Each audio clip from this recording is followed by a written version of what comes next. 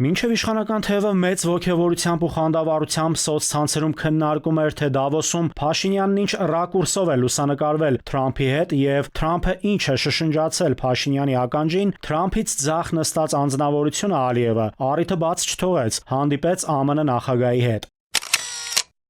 Դավոսյան միջոցառումից Հայաստանի համար թերևս հիշողություններ կմնան փաստաթղթերի տակ ստորագրություններ, Թրամփ-Փաշինյան ֆոտոսեսիաներ, նախագահի Ալիևին շնորհակալական խոսքեր շռայլելը, իսկ ահա Ալիևն իր երկրի անվտանգության պաշտպանության համար եւս մեկ ձեռքբերում ունեցավ։ Մենք կամրապնդենք մեր ռազմավարական գործընկերությունը Ադրբեջանի հետ։ Ադրբեջանին կվաճառենք ԱՄՆ-ում արտադրված պաշտպանական նշանակության միջոցներ, ներառյալ զրահապաշտպանիչ հանդելցանք, նավակներ եւ այլն։ Այսինքն, եթե ԱՄՆ նախագահ մեր տարածաշրջանում կայուն երկարատև խաղաղություն ստեղծելու ջատագով կողմնակից եւ մոդերատոր է, ապա ո՞րն է տրամաբանությունը հանել 907 արգելքի բանաձևը։ Այն է Ադրբեջանի եւ Միացյալ Նահանգների միջև ուղղակի առանց միջնորդների ռազմատեխնիկական համագործակցություն իրականացնելու համար։ Ադրբեջանը շարունակում է ծանրացնել ռազմական արսենալը։ Վերջին 1-2 շաբաթվա ընթացքում տեղեկություններ տարածվեցին նաեւ, որ զենք զինամթերքով բեռնված ինքնաթիռներ են ուղղություն բռնել դեպի Ադրբեջան։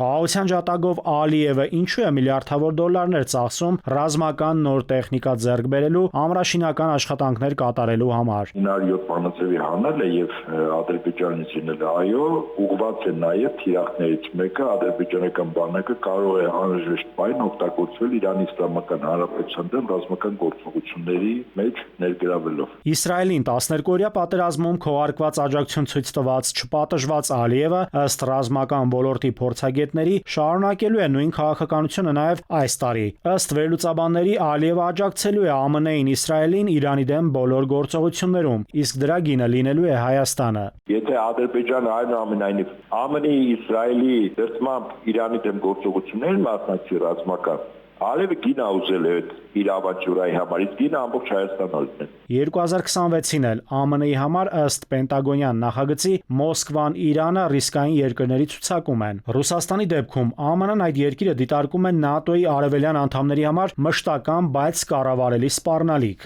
Հաշվի առնելով սա, նախարարությունը կապահովի, որ ԱՄՆ ուժերը պատրաստ լինեն պաշտպանվել Ռուսաստանի կողմից ԱՄՆ հայրենիքին սպառնալիքներից։ Մինչև Ռուսաստանի հետ բաց դաշտում մրցակցելը ուժային գործոնով նաև պայմանավորված։ Միացյալ Նահանգները պետք է Ռուսաստանի դաշնակից պետություններին թույլատնի։ Իրանի դեպքում ԱՄՆ-ն համարում է, որ Իրանը իր միջնորդներով պարբերաբար հրահրում է տարածաշրջանային ճգնաժամեր։ Դրանք ըստ ԱՄՆ վարչակազմի սպառնում են ամերիկացի զինծառայողների կյանքին տարածաշրջանում, խանգարում տարածաշրջանի խաղաղությանն ու բարգավաճմանը։ Չի բացառում, որ Իրանի Իսլամական Հանրապետության տարածքների նկատմամբ մի քանի պետությունների կողմից ռազմական ագրեսիա իրականացվի։ Թրամփն անոնսեց նաև փետրվարին ԱՄՆ փոխնախագահ Վենսի տարածաշրջան Հայաստան եւ Ադրբեջան այցի մասին։ Հնարավոր է, որ հենց այս այցի ընթացքում քննարկվեն թրիփ նախագիծը։ Նախատեսվում է նաև, որ Հայաստանի հետ կկնքվի խաղաղ միջուկային համագործակցության համաձայնագիր։ ԱՄՆ-ի հետ Հայաստանը պայմանագրեր կստորագրի ամերիկյան առաջատար կիսահաղորդիչների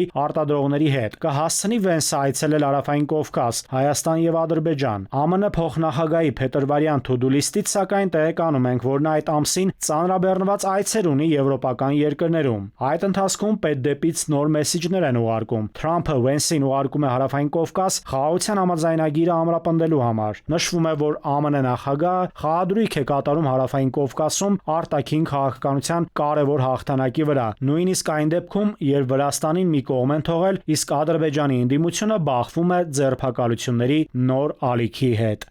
Նաիրի Մուրադյան, ժամը լրատվական։